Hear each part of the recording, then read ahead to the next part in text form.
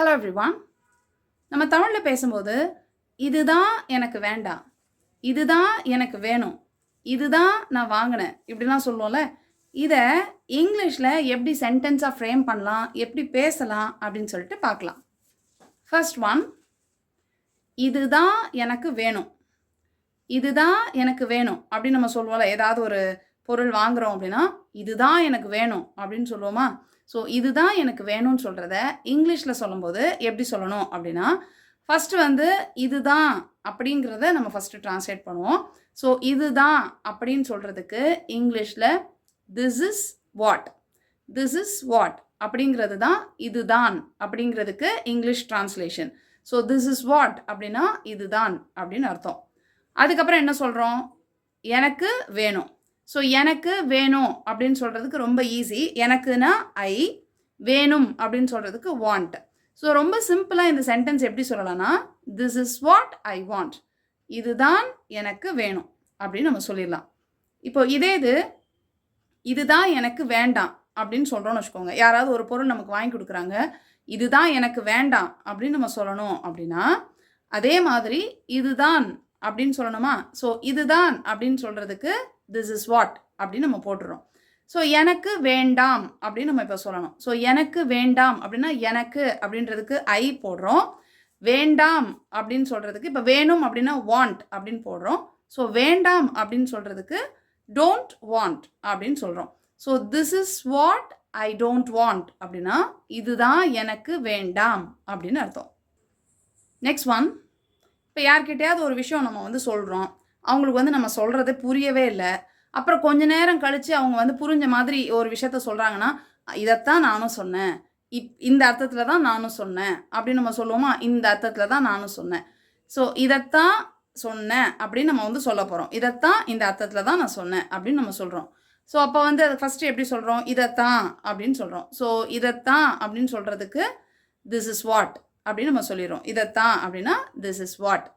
நான் இதை தான் சொல்ல வந்தேன், இந்த அர்த்தத்தில் தான் சொன்னேன் அப்படின்னு நம்ம சொல்கிறதுக்கு ரொம்ப சிம்பிளாக நானுன்னு சொல்கிறதுனால ஐ, இந்த அர்த்தத்தில் சொன்னேன் அப்படின்னு சொல்கிறதுக்கு ரொம்ப ஈஸியாக எப்படி சொல்லிடலாம்னா மீன் அப்படின்னு சொல்லிடலாம்.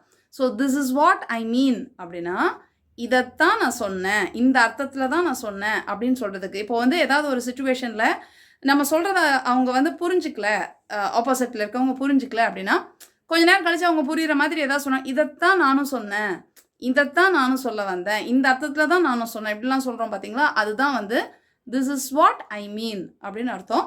ஸோ இதெல்லாம் ரொம்ப சிம்பிளான ஒரு எக்ஸ்ப்ரெஷன்ஸ். நம்ம டெய்லி பேசும்போது ரொம்ப அழகாக இதெல்லாம் நம்ம யூஸ் பண்ணலாம்.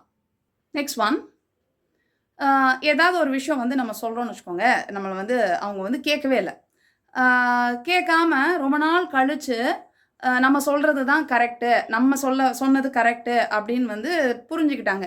புரிஞ்சுட்டு இதை வந்து அதுக்கப்புறம் அதை வந்து செய்கிறாங்க அப்படின்னா உடனே நம்ம என்ன சொல்லுவோம், இதைத்தான் நான் இவ்வளோ நாளாக சொல்லிக்கிட்டு இருந்தேன் அப்படின்னு சொல்லுவோமா. இதைத்தான் நான் இவ்வளோ நாளாக சொல்லிக்கிட்டு இருந்தேன் அப்படின்னு நம்ம சொல்கிறதுக்கு ஃபஸ்ட்டு இதைத்தான் அப்படின்னு நம்ம சொல்லிடணும். ஸோ இதைத்தான் அப்படின்னு சொல்கிறதுக்கு திஸ் இஸ் வாட் அப்படின்னு நம்ம சொல்லிடுறோம். ஸோ எல்லாத்துக்கும் இதைத்தான் சொல்கிறது ரொம்ப சிம்பிள், திஸ் இஸ் வாட் அப்படின்னு நம்ம சொல்லிடுறோம். So this is what. சொல்லிக்கிட்டு இருந்தேன் அப்படின்னு நம்ம சொல்கிறோம். சொல்லிக்கிட்டு இருந்தேன் அப்படின்னா ரொம்ப நாளைக்கு முன்னாடி சொல்ல ஆரம்பித்து இப்போ வரைக்கும் நம்ம இதை தான் சொல்லிக்கிட்டே இருக்கிறோம் அப்படின்றது தான். இதைத்தான் நான் இவ்வளோ நாளாக சொல்லிக்கிட்டே இருக்கிறேன், இதைத்தான் நான் இவ்வளோ நாளாக சொல்லிக்கிட்டே இருந்தேன் இப்படிலாம் சொல்கிறோம்ல. அப்போ என்ன சொல்கிறது, இவ்வளோ நாளாக சொல்லிக்கிட்டு இருந்தேன் அப்படின்றத நம்ம சொல்லணும். இவ்வளோ நாளாக சொல்லிட்டு இருக்கேன் அப்படின்னு சொல்லும்போது பாஸ்டில் இந்த ஆக்ஷன் ஆரம்பித்து இப்போ வரைக்கும் நடக்குது அப்படின்றப்போ நம்ம என்ன டென்ஸ் யூஸ் பண்ணலாம் அப்படின்னா present perfect continuous tense use பண்ணுறோம். ஸோ அப்போ அதோட ஸ்ட்ரக்சர் எப்படி இருக்கும் அப்படின்னா, நம்ம நான் சொல்லிக்கிட்டு இருந்தேன் அப்படின்னு சொல்லுவோமா. ஸோ நான்றதுனால ஐ சொல்கிறோம், சொன்னேன்றதுக்கு வந்து டெல் அப்படின்னு சொல்கிறோம், வேர்ப் வந்து டெல்லுன்னு எடுத்துக்கிறோம். ஸோ அப்போ ப்ரெசன்ட் பர்ஃபெக்ட் கண்டினியூஸில் எடுக்கிறோம், முன்னாடி ஆரம்பித்து இப்போ வரைக்கும் நடக்குது அப்படின்றதுனால. ஸோ அப்போ அதோட ஸ்ட்ரக்சர் எப்படி இருக்கும் அப்படின்னா have been plus verb plus ING. அப்போது நம்ம ஹாவ் பீன் ப்ளஸ் டெல்லிங் அப்படின்னு சொல்லிடலாம். இவ்வளோ நாளா, இவ்வளோ நேரமா, இல்லை இவ்வளோ காலமா இப்படிலாம் சொல்கிறதுக்கு ஆல் அலாங் அப்படின்னு சொல்லிடலாம். So this is what I have been telling all along அப்படின்னா இவ்வளோ காலமாக, இவ்வளோ நாளாக, இவ்வளோ நேரமாக இதைத்தான் நான் சொல்லிக்கிட்டு இருக்கிறேன் அப்படின்னு அர்த்தம். ஸோ இதைத்தான் சொல்லிக்கிட்டு இருக்கிறேன் நம்ம அதாவது முன்னாடி இந்த நம்ம சாதாரணமாகவே ஒரு விஷயம் சொல்லிக்கிட்டு இருக்கிறேன்னு சொன்னாலே நமக்கு புரிஞ்சிடும் ரொம்ப நாளாக ஒரு விஷயம் செய்கிறோம் அப்படின்னு சொல்லிட்டு. அதனால நம்ம இங்கே வந்து have been plus verb plus ING ஃபார்மேட்டில் நம்ம யூஸ் பண்ணுறோம்.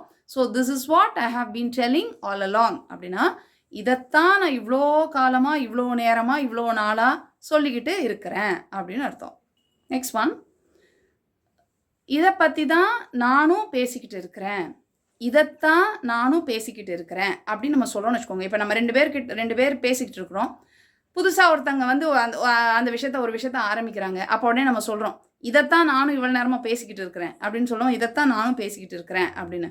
ஸோ இதைத்தான் நானும் பேசிகிட்டு இருக்கிறேன் அப்படின்னு நம்ம சொல்லணும். ஸோ இதைத்தான் அப்படின்னு சொல்கிறது உங்களுக்கே தெரியும், திஸ் இஸ் வாட் அப்படின்னு நம்ம சொல்லிடுறோம். நான் பேசிக்கிட்டு இருக்கிறேன். ஸோ என்ன பண்ணிகிட்டு இருக்கோம், இப்போ செஞ்சிட்ருக்கோம். நம்ம இப்போ கரண்ட்டில் நம்ம என்ன செஞ்சிட்ருக்கோன்றதை சொல்கிறோம், நான் பேசிக்கிட்டு இருக்கிறேன் அப்படின்னு. ஸோ நான் பேசிகிட்டு இருக்கிறேன்னு இப்போ நடக்கிற விஷயத்த சொல்கிறதுனால கண்டினியூஸ் டென்ஸில் சொல்கிறோம். ஸோ நான் அப்படின்றதுனால ஐ சொல்லிடுறோம். பேசிக்கிட்டு இருக்கிறேன் அப்போ பேசுதல், டாக் அப்படின்னு சொல்லலாம். கண்டினியூஸ் டென்ஸில் சொல்கிறதுனால நம்ம வந்து ஐன்றதுனால ஐ ஆம் டாக்கிங் அப்படின்னு சொல்கிறோம். அதை பற்றி தான் நானும் பேசிக்கிட்டு இருக்கிறேன். திஸ் இஸ் வாட் ஐ ஆம் டாக்கிங் அபவுட். இதை பற்றி தான் நானும் பேசிக்கிட்டு இருக்கிறேன். திஸ் இஸ் வாட் ஐ ஆம் டாக்கிங் அபவுட் அப்படின்னு சொல்லிடலாம். நெக்ஸ்ட் ஒன், நம்ம ரொம்ப நாளாக ஒரு விஷயத்த தேடிட்டு இருக்கிறோம். நம்ம தேடிட்டு இருந்ததை திடீர்னு யாராவது ஒருத்தர் கொண்டு வந்து இந்த இருக்கு பாரு அப்படின்னு காமிக்கிறாங்க. உடனே நம்ம என்ன சொல்லுவோம், இதைத்தான் நான் இவ்வளோ நாளாக தேடிக்கிட்டு இருக்கிறேன் அப்படின்னு நம்ம சொல்லுவோம்ல. ஸோ இதைத்தான் இவ்வளோ நாளாக நம்ம தேடிட்டு இருக்கிறேன் அப்படின்னு நம்ம சொல்ல போகிறோம். ஸோ இப்போது வந்து இதைத்தான் அப்படின்னு சொல்கிறதுக்கு ரொம்ப ஈஸி, உங்களுக்கு தெரியும், திஸ் இஸ் வாட் அப்படின்னு சொல்லிடுறோம்.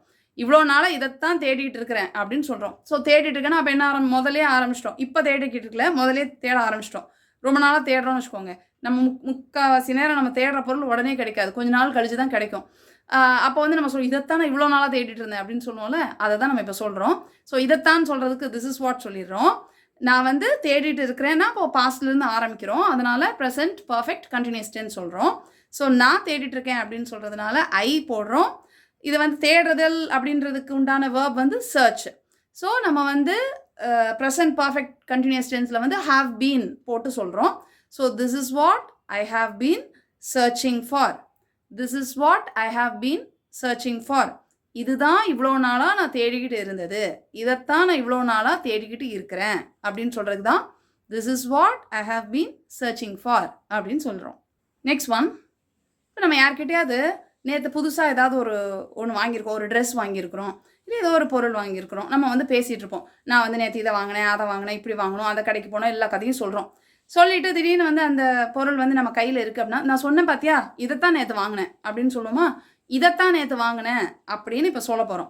ஸோ இதைத்தான் நேற்று வாங்கினேன் அப்படின்னு நம்ம சொல்கிறோம். ஸோ இதைத்தான் அப்படின்னு சொல்கிறதுக்கு திஸ் இஸ் வாட் அப்படின்னு நம்ம சொல்லிடுறோம். நேற்று வாங்கினேன், நான் நேற்று வாங்கினேன் அப்படின்னு சொல்ல போகிறோம். இது ரொம்ப சிம்பிள். நான் அப்படின்றதுக்கு ஐ சொல்கிற போகிறோம். நேற்றுன்னு சொல்கிறதுனால இது வந்து பாஸ்ட் டென்ஸ், அதனால பையோடைய பாஸ்ட் டென்ஸ் பாட் அப்படின்னு சொல்கிறோம். ஏன்னா இப்போது நமக்கு வந்து சப்ஜெக்ட்டுக்கு பக்கத்தில் நமக்கு வேர்ப் தான் வரும், ஆக்ஷன் வேர்ப் வரும். ஸோ வாங்குதல் அப்படின்றதுனால பை, அதோடைய past tense bought. So this is what I bought. எப்போ வாங்கினது, நேற்று வாங்கினது, அதனால I bought yesterday. This is what I bought yesterday. இதுதான் நேற்று நான் வாங்கினது. இப்போ இதில் வந்து நீங்கள் தனியாக எடுத்து பாருங்கள். ஐ பாட் எஸ்டர்டே அப்படின்னா அதுக்கு என்ன அர்த்தம் வரும், இது நேற்று வாங்கினேன் அப்படின்னு அர்த்தம். இதைத்தான் நேற்று வாங்கினேன் அப்படின்னு நம்ம சொல்கிறதுக்கு அது கூட முன்னாடி திஸ் இஸ் வாட் அப்படின்னு நம்ம போட்டுட்டோன்னா இதைத்தான் நான் நேற்று வாங்கினேன் அப்படின்னு சொன்ன அர்த்தத்தில் வந்துடும். இப்போ திஸ் இஸ் வாட்டை எடுத்துட்டோன்னா நான் நேற்று வாங்கினேன், ஐ பாட் எஸ்டர்டே அப்படின்னு சொல்லிடலாம். இதைத்தான் நான் நேற்று வாங்கினேன் அப்படின்னு சொல்கிறதுக்கு this is what I bought yesterday அப்படின்னு நம்ம சொல்கிறோம். இப்போ இதைத்தான் அடுத்த வாரம் நான் வாங்க போகிறேன் அப்படின்னு நம்ம சொல்கிறோன்னு வச்சுக்கோங்க. இப்போ கடைக்கு போய்கிட்டு இருக்கோம், ஒரு ஃபோனை பார்த்துட்டு நம்ம வந்து எப்போ பார்த்தாலும் சொல்கிறோம் இந்த ஃபோனை நான் வாங்கணும், நம்ம ஃபோனை பற்றி பேசிகிட்டு இருந்தோம். கடைக்கு போகிற வழியில் அந்த ஃபோன் இருக்குது, இந்த பற்றியா இதை தான் நான் சொன்னேன், இதைத்தான் அடுத்த வாரம் நான் வாங்க போகிறேன் அப்படின்னு நம்ம சொல்கிறோம். ஒரு கார் போகுது, இந்த காரை இதைத்தான் நான் வந்து அடுத்த வாரம் வாங்க போகிறேன், இதைத்தான் அடுத்த வருஷம் வாங்க போகிறேன் இப்படிலாம் சொல்லுவோம்ல. ஸோ இதைத்தான் நான் வாங்க போகிறேன் அப்படின்றத இந்த ஃப்யூச்சர் ஃபார்மேட்லேயும் நம்ம சொல்லலாம், இதைத்தான் அப்படின்றத வச்சு. ஸோ இதைத்தான் அப்படின்னு சொல்கிறதுக்கு திஸ் இஸ் வாட் அப்படின்னு நம்ம சொல்லிடுறோம். அடுத்த வாரம் நான் வாங்க போகிறேன் அப்படின்னு நம்ம சொல்லணும். ஸோ அடுத்த வாரம் நான் வாங்க போகிறேன் அப்படின்னு சொல்கிறதுக்கு நான் வாங்க போகிறேன். So I. அப்போது அடுத்த வாரம் வாங்க போகிறேன்னு சொல்ல போகிறோம். வாங்குதல்ன்றது பை. ஸோ பைன்ற வேர்பு போடுறோம். வாங்க போகிறேன் அப்படின்னு நம்ம சொல்கிறோம். அப்போ அதுக்கு என்ன சொல்லலாம்? ஃப்யூச்சரில் வந்து ஐ எம், அதாவது கோயிங் டு வச்சு நம்ம சொல்லலாம். வாங்க போகிறேன் அப்படின்னு சொல்கிறதுனால I am going to buy. I am going to buy. Going to பைன்னு சொன்னால் வாங்க போகிறேன் அப்படின்னு அர்த்தம். ஐ வில் பை அப்படின்னா வாங்குவேன் அப்படின்னு அர்த்தம். வாங்க போகிறேன் அப்படின்னு சொன்னால் I am going to buy அப்படின்னு சொல்லணும். So this is what I am going to buy. எப்போ வாங்க போகிறேன்? அடுத்த வாரம், next week. This is what I am going to buy next week அப்படின்னு நம்ம சொல்கிறோம். இதே இது வந்து இதைத்தான் அடுத்த வாரம் அவள் வாங்க போகிறா அப்படின்னு நம்ம சொல்கிறோம்னு வச்சுக்கோங்க. இதுக்கு ஐக்கு பதிலாக நம்ம என்ன போடணும்? ஷீ போடணும். So this is what she வர்றதுனால ஹெல்பிங் வேர்ப் வந்து இஸ் வரும். So this is what she is going to buy next week அப்படின்னு சொல்கிறோம். இதைத்தான் நாங்கள் அடுத்த வாரம் வாங்க போகிறோம். This is what we are going to buy next week. இதைத்தான் அடுத்த வாரம் அவங்க வாங்க போகிறாங்க. This is what they are going to buy next week. இதைத்தான் அடுத்த வாரம் நீ வாங்க போகிற. This is what you are going to buy next week.